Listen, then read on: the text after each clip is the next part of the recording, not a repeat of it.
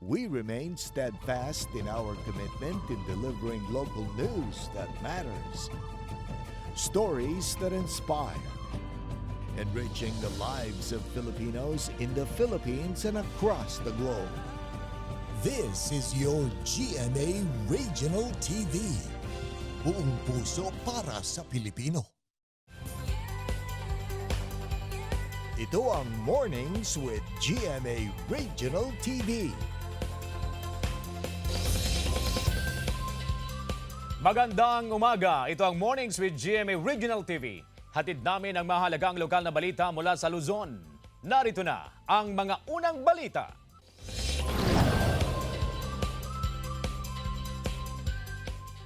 Ilang deboto bumisita sa Senyor Divino Tesoro Shrine sa Calasiao, Pangasinan sa araw ng Itim na Nazareno. Sundan sa ulat ni Jasmine Gabriel Galban. Bilang deboto ng Itim na Nazareno, pangarap ni Aling Rosita ang makiisa sa traslasyon sa Maynila. Pero dahil sa kakulangan ng pera at katandaan, hindi niya nagagawang bumiyahe pa Maynila. Kaya dito na niya nakagawing dumalaw sa Senyor Divino Tesoro sa Calasiao, Pangasinan. Sana bigyan kami ng biyaya at saka lakas ng katawan, hindi kami nagkakasakit, ganun lang po. Ang kwan kasi sa kanya yung talagang naniniwala ka. Naniniwala kasi ako sa kanya, ma'am. Kasabay ng selebrasyon ng Araw ng Puong Nazareno, handa raw ang otoridad para matiyak ang kaligtasan ng mga deboto. Sa Binmalay, ililibot sa 4 na parokya ng Jesus the Nazarene Parish ang life-size image ng Puong Nazareno. Nagmula sa Quiapo ang replika na dinala sa bayan noong 2019. Inaasahan ng mahigit 1,000 deboto na sasama sa motorcade na gaganapin mamayang alas 3 ng hapon. Jasmine Gabriel Galban para sa Mornings with GMA Regional TV. Sa puntong ito mga kapuso, makibalita tayo sa isinagawang traslasyon ng Itim na Nazareno sa Naga City, Camarines Sur, kung saan dinagsan ang mga deboto. Nakatutok live si Chris Novelo ng GMA Regional TV, Balitang Bicolandia. Chris, good morning.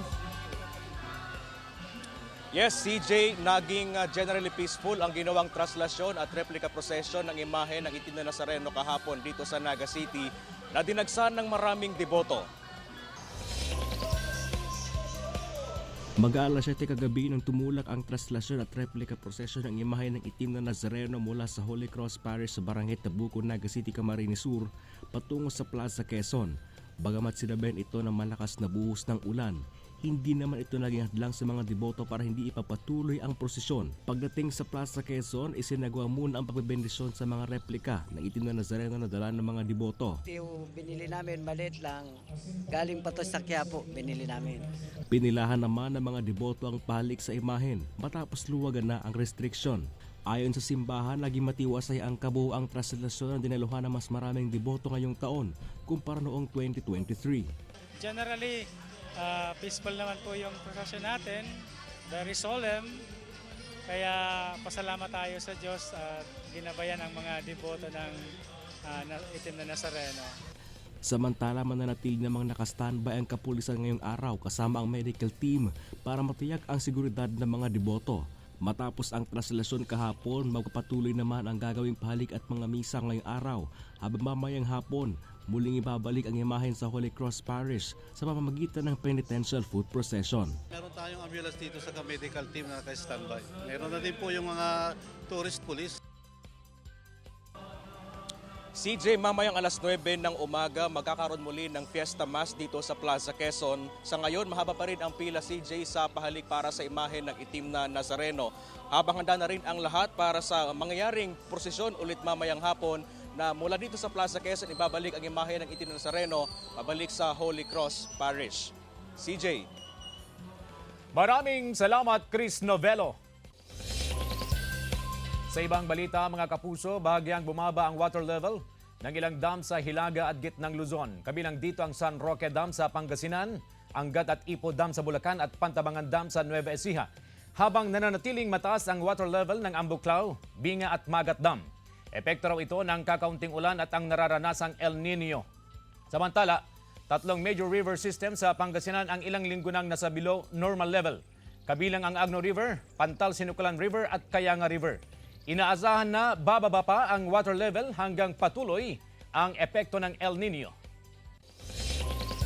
Apektado ang ilang rice retailers sa patuloy na pagtaas ng presyo ng bigas. Umaabot ngayon sa 52 pesos pataas ang presyo ng kada kilo ng bigas depende sa klase. Pahirapan din ang pagkuha ng supply ng bigas dahil sa kakaunting produksyon ng palay. Ayon sa Samahang Industriya ng Agrikultura, tumaas ang farm gate price ng palay dahil bukod sa kakaunting produksyon ngayong buwan, tumaas din daw ang presyo nito sa pandaigdigang merkado. Samantala, kakaunting huli sa laot, ilang linggo nang nararanasan ng mga mangingisda sa Dagupan City. May ulat si Russell Simorio. Hindi umano maganda ang pasok ng bagong taon sa ilang mangingisda sa Dagupan City. Mahina at kakaunti kasi ang huli nilang isda. Ayon sa ilang mangingisda, ilang linggo nang nararanasan ang kakaunting huli sa laot. Kailangan pa raw nilang lumayo sa laot na magastos naman sa krudo para lang makakuha ng sapat na isda na ibebenta at uulamin. Kukunti rin ang huli po nila. Sasako na ng mga ganitong malalaking alon eh. Ang ilang mangingisda naghanap na ng ibang mapagkakakitaan dahil sa kakaunting huli. Opo, nagkukontraksyon po sila po para sa pangbuhay po ng pamilya po nila, ganun. Hindi nila maasahan po yung dagat pag minsan po. Ngayon, naghihirap nga po sila lahat ng naglalaot. Ayon sa isang fishery expert, malaki ang epekto ng malamig na temperatura sa kakaunting huling isda sa dagat. Nananatili kasi sa malalim na parte ng dagat ang mga isda tuwing malamig ang temperatura, kaya hindi sila maabot na mga mangingisda. Kung hindi komportable yung isda doon sa water temp, ay hahanap sila ng place na komportable sila. Yung mga isda na ayaw ng malamig na water temp, pupunta sa ilalim. Inaasahan naman na magbabalik sigla ang huling isda sa laot pagkatapos ng amihan season. Russell Simorio para sa Mornings with GMA Regional TV.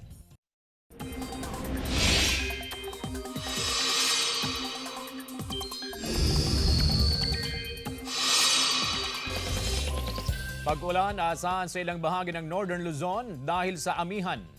Narito ang report. Mga kapuso, asahan muli ang pag-ulan sa ilang bahagi ng bansa ngayong araw. Base sa rainfall forecast ng Metro Weather, uulanin ngayong umaga ang Batanes at ilang panig ng Central Luzon. Light to moderate rains ang mararanasan. Pagsapit ng hapon, posible na rin ang ulan sa ilang bahagi ng Northern Luzon. Ayon sa pag-asa, hangin amihan ang magpapaulan sa Northern at Central Luzon. Shearline naman sa eastern section ng Southern Luzon, kabilang na ang Bicol Region, habang easterlies at mga local thunderstorm ang maaasahan sa nalalabing bahagi ng bansa. Chris Zuniga para sa Mornings with GMA Regional TV. Kuha sa video ang panganganak ng isang babae sa loob ng pampasaherong bus na galing Maynila papuntang Lawag City. Ayon sa driver ng bus, sumakay ang babae sa bahagi ng La Union. Maya-maya pa humingi na raw ng saklolo ang babae sa mga katabing pasahero. Pumutok na raw kasi ang kanyang patubigan. Nagtulong-tulong ang mga pasahero upang maalalayan ng babae sa panganganak. Bago pa man makarating sa isang ospital sa San Fernando City, La Union, ang bus, naisilang na ng babae ang kanyang sanggol na isang bouncing baby boy. Kasalukuyang nasa pagamutan ang mag-ina at nasa ligtas ng kondisyon. Hindi na raw natanong ng driver at mga pasaherong tumulong ang pangalan ng babae dahil sa bilis ng mga pangyayari. Ginugunita ngayong araw sa Dagupan City ang 79th anniversary ng Lingayen Gulf Landings. Makibalita tayo live kay Russell Simorio. Russell, good morning. Morning CJ at good morning sa ating mga kapuso. Ngayong umaga, ginugunita ang 79th anniversary ng paglanding na General Douglas MacArthur dito yan sa Dagupan City. Sa mga oras na ito, nagsasagawa ng red laying ceremony, nag-aali ng bulaklak dito sa kanyang MacArthur's Park sa Dagupan City. Makikita natin dyan yung tarpaulin kung saan makikita itong ang imahe ni General Douglas MacArthur. At para bigyan pa tayo ng mas komprehensibong detalye kaugnay nga sa history ni General Douglas MacArthur, makakasama natin si Sir Rex Katubig, isang historian. Sir, good morning. Good morning. I'm very glad na itong event natin and pick up again ng GMA News. Very Yes, sir. Apo. Sir, ito na po. Ano pong ano yung ambag ni General Douglas MacArthur doon sa World War II? Okay, si General Douglas MacArthur ang nag-liberate ng Pilipinas, specifically in Luzon, from the Japanese forces. In fact, siya ang nag-accept ng surrender of the Japanese forces that ended up the World War II. Bakit po mahalaga na taon-taon ginugunita po natin yung kanyang pagland dito sa Lingayen Gold? Para magunita natin na ang freedom ay very important sa ating bansa at para sa ating mga people. Maraming salamat sa Sir Rex Katubig dito yan sa Dagupan City. At CJ, kabilang doon sa mga partisipante dito sa commemoration ceremony ang mga uniform personnel tulad ng PNP, BFP at BJMP. Nandito rin ang Veterans Federation of the Philippines, maging yung mga kabataan, importante lalo't para maipamulat sa kanila yung kahalagahan at yung malaking papel na ginampanan ni General Douglas MacArthur sa World War II. Sabi nga ni Sir Rex Katubig, sa kanya sumuko yung General Forces noong World War II, kaya napakalaki yung kanyang ginampanang papel. At nagpapatuloy pa ito ang event dito sa Bunuan, Giset, Dagupan City. At yan muna ang latest. Balik sa iyo, CJ. Maraming salamat Russell Simorio at mga paraan mga kapuso para matupad ang financial goals ngayong 2024. Ibabahagi ng eksperto sa pagbabalik ng Mornings with GMA Regional TV. Ito ang Mornings with GMA Regional TV.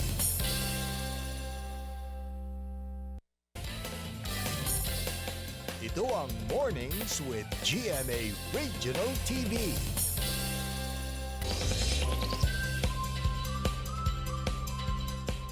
Mga kapuso, marami sa atin ang gustong tutukan ang ating finances ngayong 2024. Paano babalansehin ang 3 Ps? Ang una, pag-iimpok, pag-iinvest, and of course, yung pagbabayad ng utang na mahirap gawin.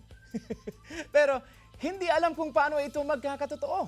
Kaya para gabayan tayo sa Money Matters, makakasama natin si Miss Minda Orhalo, isang financial advisor. Welcome to Mornings with GMA Regional TV, Ma'am Minda. Thank you, CJ, and thank you po sa pag-welcome sa akin dito sa GMA Regional TV. Alright, what is financial management? Mayaman lang ba ang may K gumawa nito? Maganda po itong katanungan natin, no? Itong financial management, this is actually budgeting, no, and controlling, managing our finances. At yung para sa mayaman lang ba, actually mas mahalaga po ito, very important ito sa mga nasa average and sa mga yes po. At para naman malaman din at may apply itong financial management. Ano yung mga diskarte o tamang diskarte sa money management? Kailangan meron po talaga tayong budget rule na tinatawag. Okay. At itong budget rule po, pasok yung mga percentages kung saan mo ilalagay yung para sa savings, para saan yung investment, para saan yung needs. Okay. Meron tayong sinusundan. Depende po ito sa Sir CJ, depende ito sa financial goals and priority po natin. Okay. Pero meron bang mga technique upang makaipon ang isang tao? Yes, personally, ang aking pong ginagawa. Yes, based on your experience. Yes po, based on my experience. Before ko itatabi yung para sa savings ko, kapag andyan ang aking earnings sa isang buwan, nagtatabi ako 10% sa tithes para sa church. Kasi mababawasan ngayon yung para sa dapat savings na. Pero kailangan magtabi tayo 10% para sa church tithes, ang tawag po natin dyan. And then, itatabi ko na po, isa-separate ko na yung para sa mga needs. Ito kasing mga needs, hindi po natin ito pwedeng tipidin gaya ng food. Kasi health is wealth, kailangan din talaga natin ng food. And then itatabi po natin yung para sa bills, hindi naman natin pwedeng i-delay. So once na naitabi ko na yung para sa needs and tithes, that's the time po na yung maiiwan, i-divide ko into 2, savings and investment. Okay. Pero ang problema, may mga kapuso tayo, may mga kababayan tayo na kulang pa yung kinikita doon sa ginagastos nila. Ano ang dapat nilang gawin? Actually, kahit nga po businessman yan, professional man yan, ano man trabaho natin, kung hindi naman talaga tayo galing sa mayaman, sabihin nating mayaman na pamilya, minsan kinukulang pa yung ating pong kinikita. So, kung ganyan po, may mga tips tayo, gaya ng pagsa-sideline, no? Paghahanap Doon na tayo po ng- papasok sa pag-i-invest. Ano? Yes. And syempre, kailangan po talaga natin na i-budget din. Time management. Kasi kung may work tayo full-time, tapos magsa-sideline ka, kailangan ng time management. Para po madagdagan yung ating earnings. At aside sa makapag-save tayo, nakakapag-invest din po tayo. May formula ba na dapat sundin sa money spending? Actually, others would suggest yung 50-30-20 Okay. budget rule. Alright. 50% will go to the needs, then 30% sa wants, 20% sa spending. Pero others would also suggest na ang 50% dapat napupunta sa savings. Tama. Oo. Gaya nga ng sabi ko kanina, depende po ito sa priority and financial goal natin. Kasi iba-iba po yung tao eh. Oo. Iba-iba yung goal natin, kung ano ba yung, bakit ka mag-iipon? The first Kung minsan question ka there. may one-time millionaire na tinatawag Yes. eh. Di ba? Maling mindset po yun. Kasi kapag yun ang mindset mo at na-practice mo yun, lagi mo nang gagawin yun. Na kapag meron sa'yo, lagi mo nang i-spend hanggang sa wala ka nang na-save. Kaya talaga number one, Sir CJ, ang importante yung proper mindset yung good mindset. Yun yung dapat na before ka mag-spend, before ka mag-save, before ka mag-invest, you ask yourself first, what is your financial goal? Okay. So, kailangan may goal. Yes, meron po tayong plan. Para kapag tinatanong natin yung sarili natin, we will build yung proper and good mindset. Okay. Ano yung mga smart investment na pwede natin gawin base sa kita ng isang tao? Meron tayong tinatawag na real estate. Ayan, Alright. kung talagang malaki yung ating pong na-save, pwede natin ilagay sa property, bahay, lupa. Di ba? Usual, ganyan ang mga sinasabi ng mga experts. Pwede rin sa tinatawag nating VUL, that's which stands for Variable Universal Life. Okay. No? Okay. Yan po yung tinatawag nating life insurance kasi it offers different plans. Merong pang tinatawag nating sphere. No, meron siyang savings na, merong protection, meron siyang educational plan na ino-offer for health as well, and then state planning. So, maganda rin po itong VUL na tinatawag. And of course, Sir CJ, pwede rin tayo mag-invest sa business. To business. Oo. Kasi syempre, napapaikot po natin yung ating pong pera, at the same time, kumikita At siya. may hinihintay ka. Di ba? Yes. Yung Passive income na tinatawag po natin. Okay, mapunta tayo sa pangatlong P. Di ba? Nag-start tayo sa pag-iimpok, pag-i-invest. Doon tayo sa pagbabayad ng utang. Kahit sino naman na pinagdadaanan yan. Yes. Yung makakahiram ka ng pera sa kapwa mo. Pero, maiiwasan ba to? Ito nga pag hiram ng pera. Pag-utang. ng pera. Kung talagang kailangan at halimbawa, ano po yan case-to-case basis, kung kailangan panggatas ng anak mo, kailangan pambili ng pagkain mo sa pamilya at gutom na kayo, at may mahihiraman ka, why not? Kakapit ka talaga. Yes po, kailangan din talaga. Pero kung Pero, hindi naman... gusto ko yung pero. Oo. Kung hindi naman kailangan talaga, question there is, bakit tayo umuutang? Oo. Para saan mo gagamitin yung pera na yun? Pampariband. So, pwede kasi dahil kailangan mo, pwede rin na dahil pang capital sa isang business, yung mga Pwede gandang pwede mindset. yun. Oo. Kasi napapaikot, nakakabayad ka na, meron pang matitira sa'yo, na pampaikot mo ulit. Oo, okay. Ganun na sa business. Pero kung humiram tayo para sa isang bonggang celebration, like meron tayong... It's big no-no. Yes po. Yun ang personal experience ko, yun ang naipapractice ko po sa akin sarili. Tapos mahihirapan ka pang magbayad. Mahirapan, lalo na kung ang earnings mo sapat lang para sa needs nyo monthly. At hindi mo naman alam wala tayong sideline. Oo. Okay. Nako, marami pa sana tayong pag-uusapan tungkol dyan, pero tapos ang ating oras. Okay. Siguro kung may mensahe ka sa ating mga kapuso tungkol sa money matters, tungkol sa financial management, go ahead po, Ma'am Minda.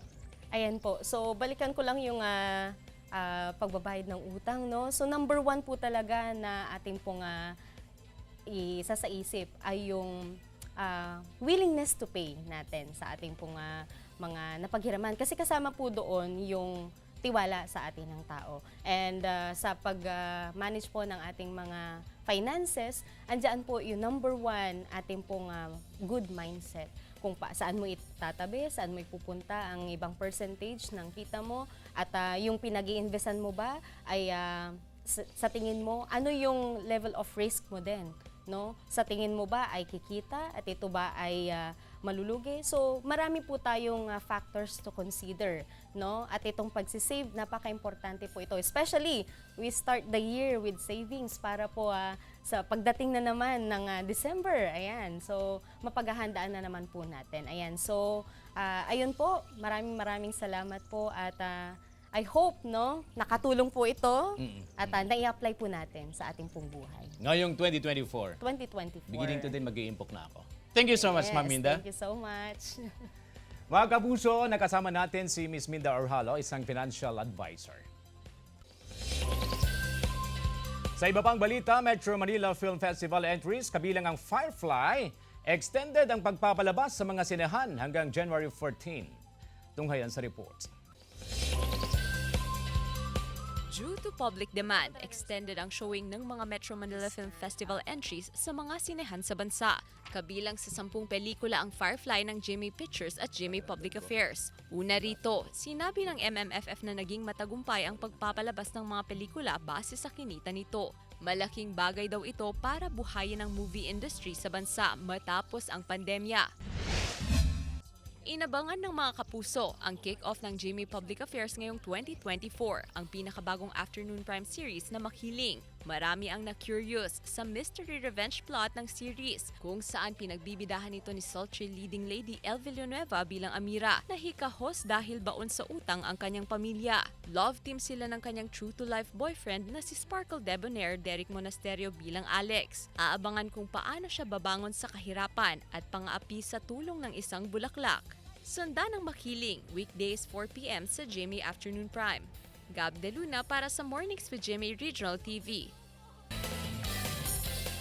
Ito ang Mornings with GMA Regional TV.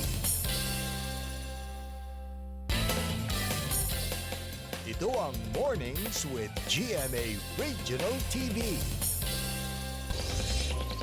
Umabot na sa 11 insidente ng sunog ang naitala sa Pangasinan sa unang linggo ng Enero. Base yan sa tala ng BFP sa Pangasinan. Kabilang sa insidente ang pagkasunog ng 2 palapag na bahay sa Barangay David Mangaldan at isa pang bahay sa Barangay Poblacion Sur, Santa Barbara. Nito lang Sabado, nasunog din ang isang ancestral house sa Barangay 4, Dagupan City. Patuloy na iniimbestigahan ng BFP ang mga naitalang sunog. Paalala ng BFP sa mga residente, laging suriin kung maayos ang mga electrical wiring sa bahay na madalas pagmulan ng sunog. Binawian na rin ng buhay ang isa sa 4 na biktima ng pagsabog dahil sa nakaimbak na paputok sa isang compound sa Barangay Maluwid, Dagupan City. Nakilala ang isa pang biktima na si Rowan Velasco, na residente ng Barangay Herrero Perez sa lungsod. Naitala ang unang nasawi sa pagsabog noong December 26 na si Raimundo Lazaro. Ayon sa PNP, binawian ng buhay si Velasco isang araw matapos siyang lumabas ng ospital noong January 1. Tumanggi nang humarap sa kamera ang kaanak ni Velasco, pero ayon sa kaanak, hindi raw nasawi dahil sa tinamong mga sugat sa nangyaring pagsabog, kundi nagkaroon daw siya ng impeksyon sa kidney. 16 anyos na dalagita sa Orbistondo, Pangasinan, pinagamit umano ng iligal na droga bago gahasain ayon sa PNP. Nagka-alerto Jasmine Gabriel Galban. Sa kulungan ng bagsak ng 46 anyos na lalaki matapos sumanong puwersahin na paggamitin ng iligal na droga bago gahasain ng 16 anyos na dalagita sa Orbistondo, Pangasinan. Sa investigasyon ng pulisya, habang nagbabantay sa plaza ang suspect na nakilalang si Johnny Ferrer, nakita niya naglalakad ang biktimang si Jenny, dito na pangalan. Inalok daw niya ang biktima na ihahatid na lang daw siya pauwi dahil magkakilala naman daw ang kanilang mga pamilya. Sumama raw ang biktima sa suspect, pero imbis na ihatid sa bahay, dinala raw ng suspect ang biktima sa isang lugar. Tinutukan naman ng baril at pilit na pinagamit ng iligal na droga at saka ginahasa. So hanggang sa nabangag na rin yung bata, nakatulog. doon na nangyari na yung panggagahasa namin. Madaling araw na raw nang may makakita sa biktimang naglalakad sa kalsada na tila wala sa sarili. Nang mahimasmasan ng biktima, ikinuwento na raw sa pamilya ang nangyari sa kanya. Hustisya po yung hinihingi namin. Kaya po itutuloy po yung kaso. Kahit ano pong pakiusap nila, hindi po namin i-address yung kaso. Yun po yung napag-usapan. Itinanggi ng suspect ang mga aligasyon laban sa kanya. Sinampahan na ng kaukulang kaso ang suspect. Jasmine Gabriel Galban para sa Mornings with GMA Regional TV. 4 na katao nasawi sa nasunog na tren sa Bangladesh. Tunghayan sa Globalita. Umabot na sa 4 ang nasawi nang masunog ang passenger train sa Bangladesh. Agad rumisponde ang bumbero nang magliyab ang tren na ito sa Dhaka. Nangyari ang sunog ilang araw bago ang general election sa lugar. Inaalam pa ang sanhi ng sunog. Sa Slovenia, 5 katao ang natrap sa loob ng kuweba matapos abutan ng malakas na buhos ng ulan habang nagkikaving. Kabilang sa natrap ang 3 magkakamag-anak at 2 tour guides. 8.2 kilometers long ang Krishna Jama Cave at napapasok lang sa pamamagitan ng maliliit na bangka. Naabutan na sila ng food supply pero hirap ang mga rescuer na ilikas sila dahil sa mataas na tubig.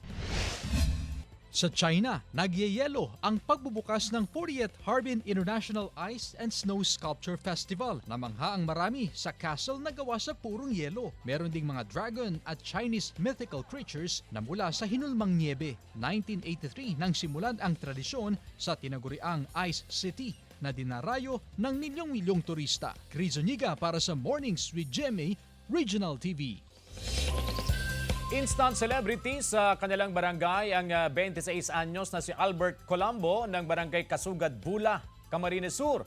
Ang kanyang larawan habang karga ang nasa 7 kilong giant eel o igat, nakuha ang atensyon ng mga netizen.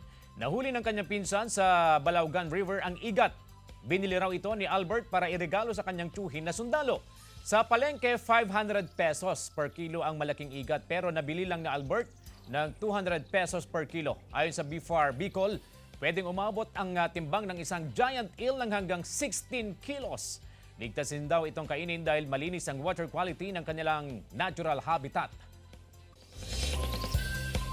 Mga kapuso, gagawin naming mas inspiring ang inyong morning dahil oras na para sa ating hashtag Morning Feels.